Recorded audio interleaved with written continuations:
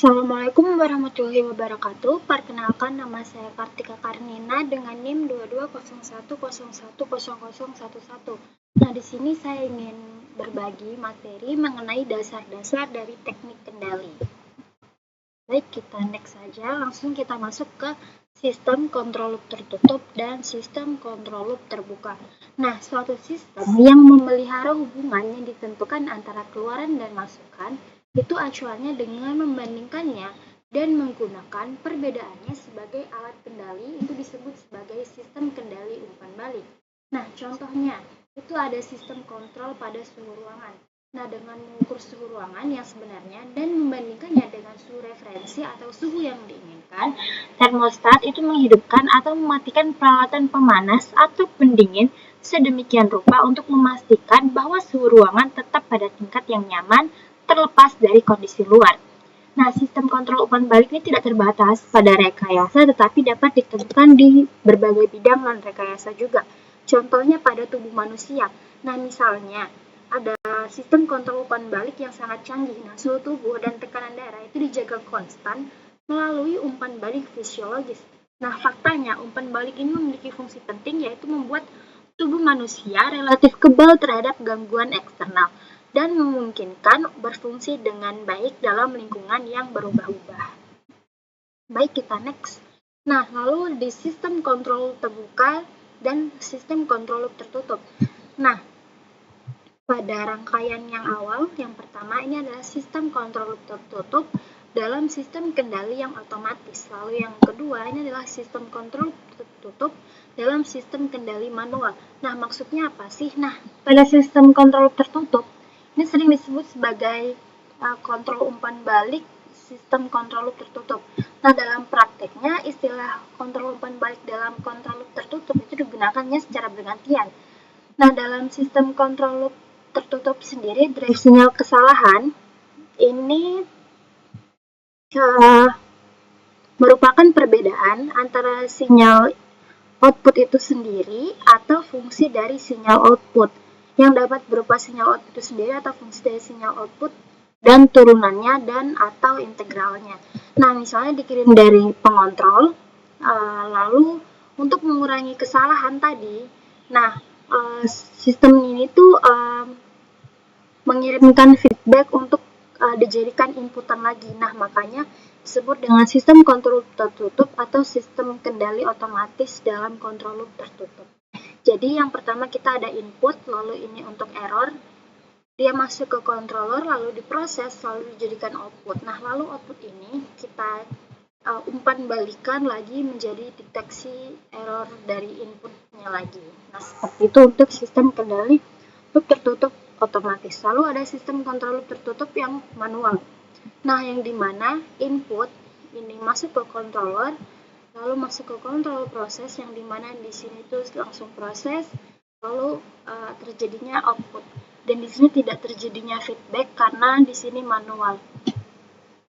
Nah, sebenarnya sistem keluarnya ini tidak yang artinya di mana output ini tidak memengaruhi operasi kendali. Nah, makanya disebut loop tertutup, loop terbuka ini, loop terbuka sistem kendali manual. Nah, dalam sistem kontrol loop terbuka sendiri, output itu tidak diukur atau diumpan kembali untuk dibandingkan dengan input. Nah, contoh praktisnya dalam sistem kontrol terbuka ini, mesin cuci. Nah, ketika kita merendam, mencuci dan membilas, di mesin cuci itu bekerja setiap jam, dan mesin itu tidak akan mengukur untuk sinyal keluarannya, yaitu kebersihan pakaiannya. Nah, dalam sistem kontrol terbuka, outputnya ini tidak dibandingkan dengan input referensinya. Oleh karena itu, untuk setiap input referensi itu ada kondisi operasi yang tetap. Dan juga keakuratan sistem pastinya tergantung pada kalibrasinya. Baik, kita next saja. Nah, lalu kita masuk ke blok diagram. Nah, blok diagram ini adalah sebuah sistem kontrol dapat terdiri dari beberapa komponen.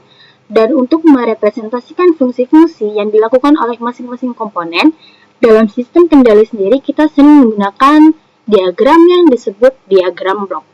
Nah, diagram blok suatu sistem itu adalah representasi grafis dari fungsi yang dilakukan oleh setiap komponen dan aliran sinyal. Dan diagram tersebut itu menggambarkan hubungan timbal balik antara komponen yang berbeda.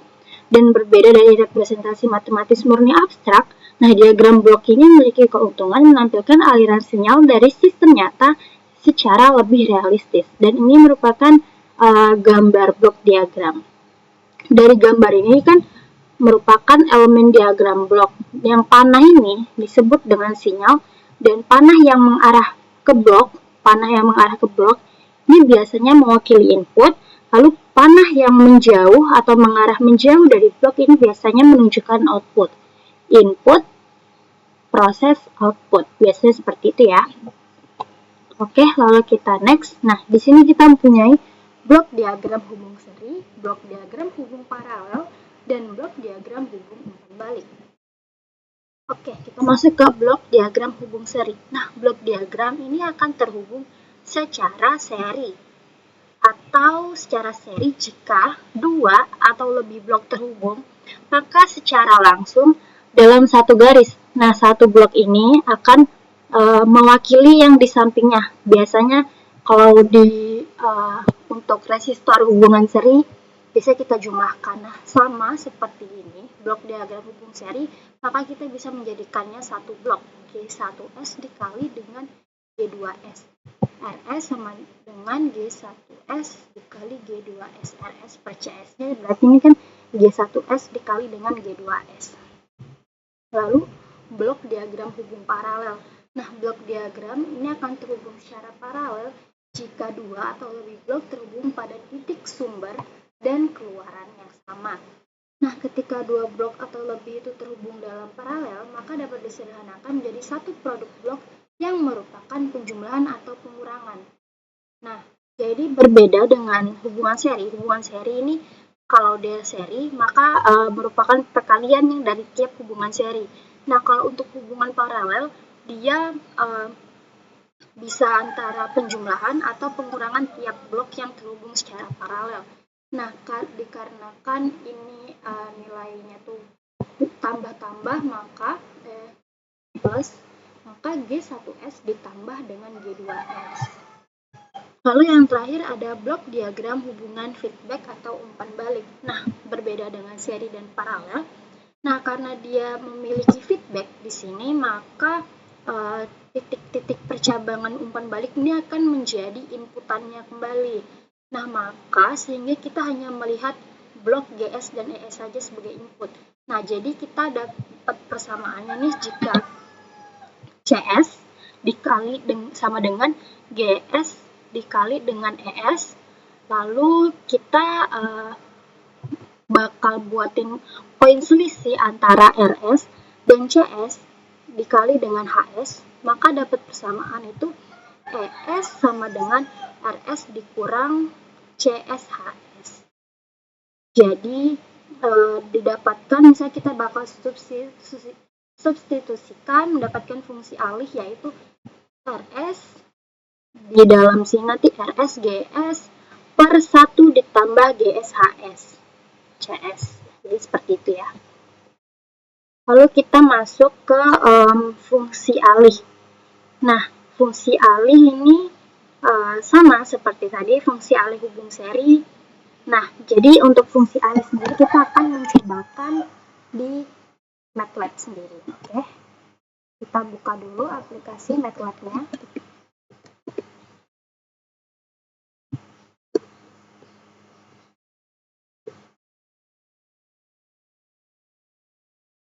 Dan kita tunggu sampai aplikasinya terbuka. Editor kode-kode program yang sebelumnya. Oke, setelah itu, nah kita akan membuat fungsi alih dari hubungan seri, paralel, dan fungsi alih dari hubungan feedback atau umpan balik yang sudah tersedia di gambar ini ya. Nah, jadi kita mau mencari fungsi alih dari hubung seri terlebih dahulu. Oke, kita di sini sudah punya editor. Lalu yang penting teman-teman di sini harus ada nom dan num dan series num 1 dan 1, num 2 dan 2. Nah, kita langsung cobakan aja. Num 1 sama dengan, misalnya kita taruh angka 10 dan 1 sama dengan 1, 2, 10. 2 sama dengan 5.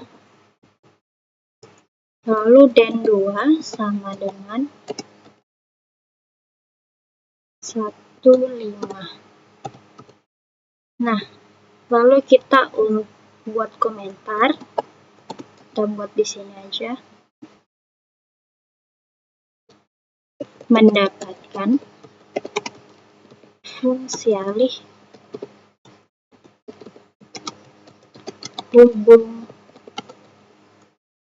hubung seri. Nah, untuk mendapatkan fungsi alih hubung seri, di sini kita hanya mengalihkan antara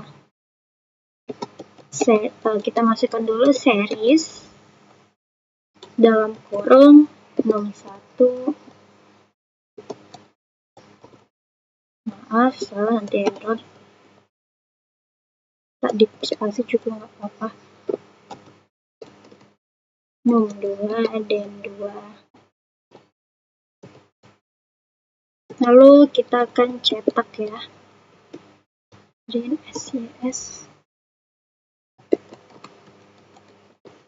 num dan 8 sama. Oke, kita langsung run aja coba. Oke, kita save dulu. Bab 3. Oke, ini karena command window-nya terlalu bawah, kita naikkan. Oke, ini kita ketemu hasilnya, yaitu fungsi alihnya 50 per S pangkat 3 ditambah 7S kuadrat ditambah 20S ditambah 50. Oke, kita langsung kita buat komentar dulu di atas. Kita buat nama.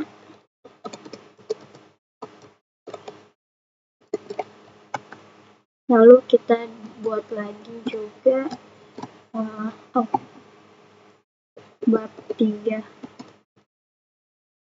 Oke, maaf ada semut.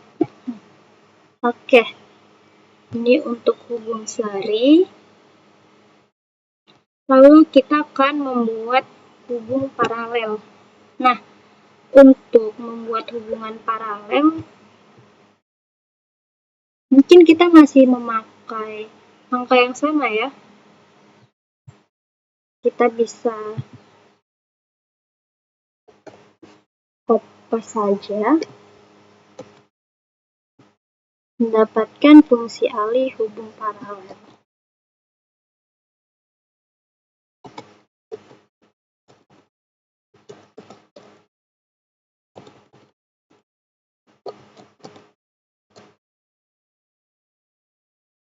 Maaf, agak ke distract karena ada semut tadi. Oke, mungkin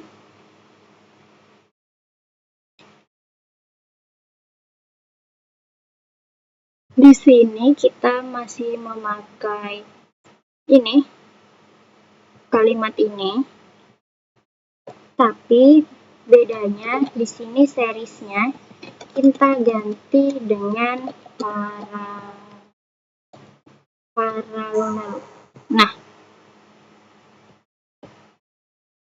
oke, jadi yang di atas, yang di sini ini merupakan fungsi seri, yang di bawah merupakan fungsi paralelnya dengan nilai 5S kuadrat ditambah 20S ditambah 100 per S pangkat 3 ditambah 7S kuadrat ditambah 20S ditambah 50. Oke, lalu di sini kita akan membuat fungsi fungsi alih pada hubungan feedback atau umpan balik.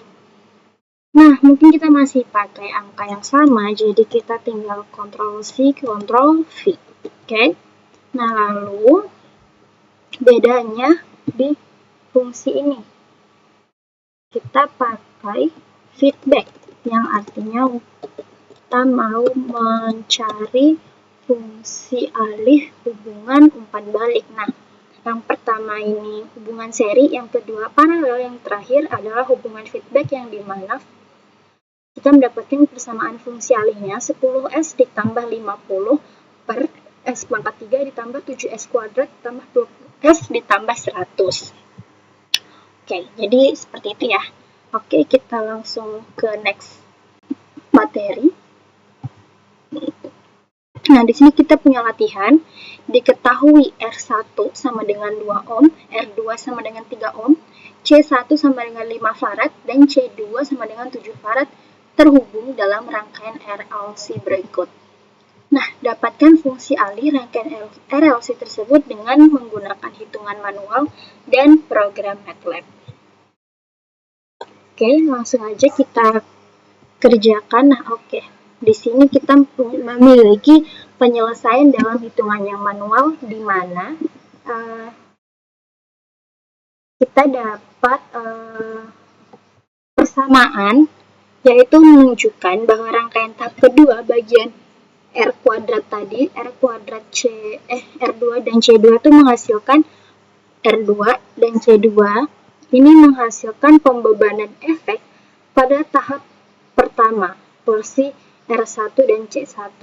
Lalu untuk persamaan dalam sistem ini adalah 1 per C1 integral dalam kurung I1 per I2 tutup kurung dt ditambah R1 I1 sama dengan E1 dan 1 per C1 integral buka kurung I2 dikurang I1 dt ditambah R2 I2 ditambah 1 per C2 integral I2 dt sama dengan 0. Nah, lalu dengan transformasi Laplace, yang kedua transformasi Laplace, kedua persamaan tersebut ini didapatkan 1 per C1S buka kurung siku I1S dikurang I2S. Nah, dikurang R1 I1S sama dengan EIS. Nah, lalu 1 per C2S I2S kurang I1S ditambah R2 I2S ditambah 1 per C2S I2S sama dengan 0. Nah, lalu 1 per C2S I2S sama dengan E0S. Nah, lalu dari persamaan yang terakhir itu dapat dilakukan eliminasi dan substitusi sehingga didapatkan fungsi alihnya ini sebagai berikut nih, yaitu E0S per E1S ini sama dengan 1 per R1 C1S ditambah 1 R2 C2S ditambah 1 ditambah R1 C2S. Nah, lalu kita kalikan ke dalam R1 C1S R2 C2S kuadrat ditambah R1 C1 ditambah R2 C2 ditambah R1 C2S ditambah 1. Nah, lalu yang tadi dengan memasukkan nilai R1 tadi yang 2 ohm, R2 3 ohm, C1 5 farad dan C2 7 farad itu didapatkan. Kita tinggal masukin aja angka-angkanya dengan hasilnya nanti E0S per E1S sama dengan 1 per 210S kuadrat ditambah 45S ditambah 1. Nah, mungkin kayaknya kita langsung aja deh cobain ke ininya ya, langsung di bawah sini aja kita jadiin satu file biar nggak terlalu banyak. Di sini kita langsung cari aja tadi R1-nya tadi kalau nggak salah 2 ya. R1-nya 2, R2-nya oke, mungkin tadi sedikit terhenti. Tadi R1 kita dapatkan 2 ohm. R2 sama dengan tadi 3 ohm. C1 tadi 5 farad. C2 sama dengan 7 farad ya kalau nggak salah. Nah, lalu 0 sama dengan dalam kurung 1 dan R1 dikalikan dengan C1 lalu R2 dikalikan dengan C2 tutup kurung. Kita spasi, buka kurung 2 kali, karena kita ngikutin rumus yang ini, yang terakhir. Ini yang ini nih. Nah, N0S yang ini. Nah, kita ikutin rumus yang ini ya. Jadi berarti R1 dikalikan dengan C1 tutup kurung ditambah R2 kali C2 ditambah R1 kali C2. Nah, kita tutup dia. Keluarkan 1. Oke. Kita buat ininya, fungsi alih. F num dan oke, kita bisa run. Nah, fungsi alihnya kita dapatkan 1 per 210 S kuadrat ditambah 45 S ditambah 1. Apakah sama? Nah, sama. Jadi baik, mungkin kita akan membahas lagi untuk soal yang ini. Nah, diketahui suatu blok diagram sebagai berikut. Nah, jika diketahui G1S sama dengan 3 per S tambah 4, G2S sama dengan 4 per 4S tambah 9, G3S sama dengan 1 per S tambah 1, dan G4S sama dengan 3 per S, maka tentukan fungsi alih dari diagram blok tersebut dengan pemrograman MATLAB. Nah, langsung aja kita try di MATLAB. Oke, kita langsung kita CL clear dulu, CLC. Oke, nah kita langsung cobakan saja untuk, berarti ini yang halaman 28 ya. Halaman 28, yang ini halaman 31 harusnya.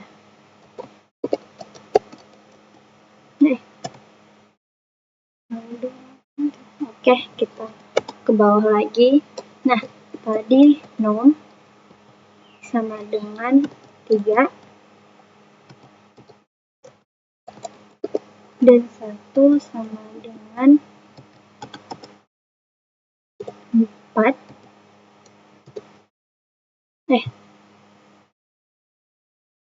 1, 4.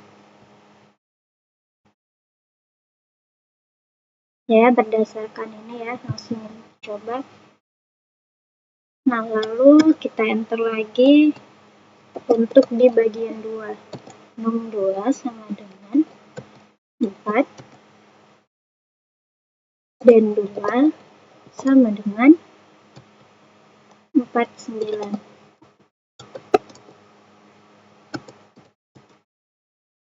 Lalu kita lanjut lagi, num 3 sama dengan 1 dan 3 sama dengan 1.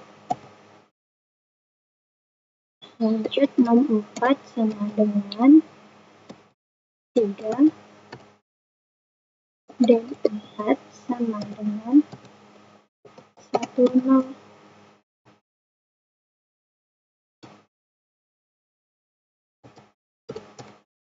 Nah, oke, kita cobakan yang pertama, langkah 1, yaitu kita seri antara G1 dan G2, yang dimana A1,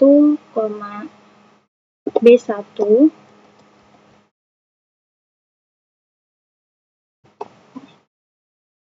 ini iya, A1, B1, maaf nih seharusnya kurang siku, ini juga kurang siku, sama dengan series num 1 dan 1, num 2 dan 2. Oke, lalu yang kedua kita membuat langkah kedua, kita membuat feedback langkah 1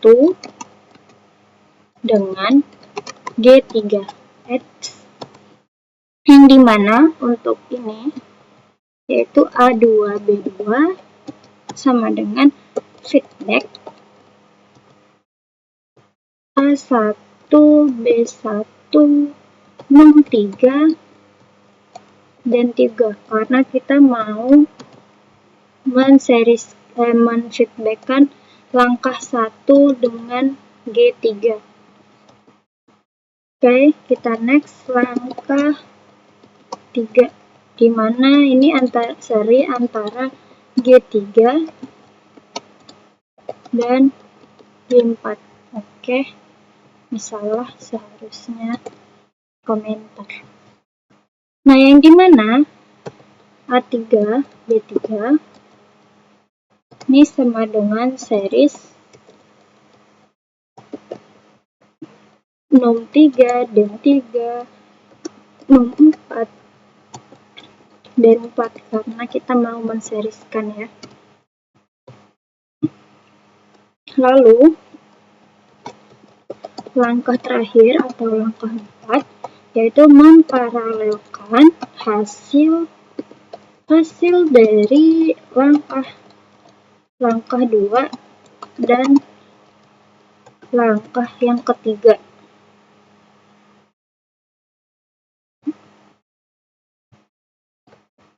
Yang dimana nomden sama dengan paralel antara A2, B2, A3, B3, lalu kita print. Oke, kenapa dia? Oh, maaf, kita lupa tambahkan koma.